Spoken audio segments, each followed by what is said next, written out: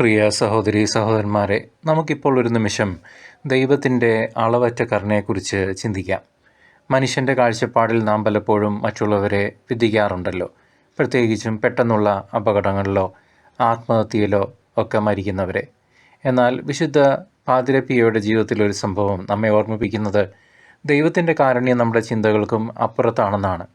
ഒരിക്കലൊരു ഡോക്ടറുമായി സംസാരിക്കുമ്പോൾ പാതിരപ്പിയോ തൻ്റെ മുത്തശ്ശിനു വേണ്ടി പ്രാർത്ഥിക്കുകയാണെന്ന് പറഞ്ഞു.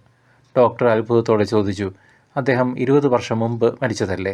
അപ്പോൾ പാതിരപ്പിയയുടെ മറുപടി ഇതായിരുന്നു: ദൈവത്തിൻ്റെ മുൻപിൽ ഭൂതകാലവും ഭാവിയുമില്ല, എല്ലാം ഒരു നിത്യവർത്തമാനമാണ്. ഞാനിപ്പോൾ ചൊല്ലുന്ന പ്രാർത്ഥനകൾ അവിടുന്ന് അവിടുത്തെ മരണസമയത്ത് തന്നെ കണക്കിലെടുത്തു.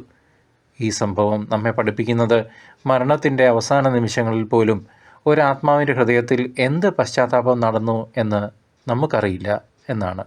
അതിനാൽ ആത്മഹത്യ ചെയ്യുന്നവരെയോ തീപിടുത്തം, പ്രകൃതി ദുരന്തങ്ങൾ, വാഹന അപകടങ്ങൾ തുടങ്ങിയവയിൽ ഇരയാകുന്നവരെയോ നാം വിധിക്കരുത്.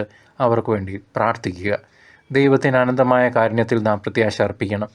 മനുഷ്യപുത്രൻ വന്നത് നശിപ്പിക്കാനല്ല, രക്ഷിക്കാനാണ് എന്ന ക്രിസ്തുവിൻ്റെ വാക്കുകൾ നമുക്ക് ഓർക്കാം. വിശുദ്ധ ഫോസ്റ്റീനയോട് കർത്താവ് അരുളി ചെയ്തു, എൻ്റെ കരുണയെക്കുറിച്ച് ലോകത്തോട് പറയുക. എല്ലാ മനുഷ്യരും എൻ്റെ അളവറ്റ കരുണയെ തിരിച്ചറിയട്ടെ. ദൈവം ഒരു പശ്ചാത്താപ ഹൃദയത്തെ പോലും നഷ്ടപ്പെടുത്താൻ ആഗ്രഹിക്കുന്നില്ല.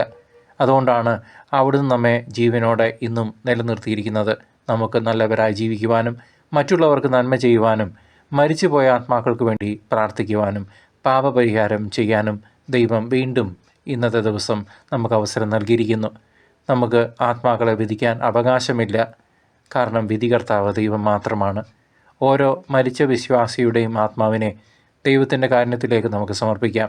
നാം വിധിക്കപ്പെടാതിരിക്കാൻ നാമും വിധിക്കരുത്. മത്തായി 7:1. കാരണം സ്വർഗം ഒരു പശ്ചാത്താപ ഹൃദയത്തെ ചൊല്ലി സന്തോഷിക്കുന്നു. നമുക്ക് പ്രാർത്ഥിക്കാം, കാരുണ്യത്തിനായി യാചിക്കാം.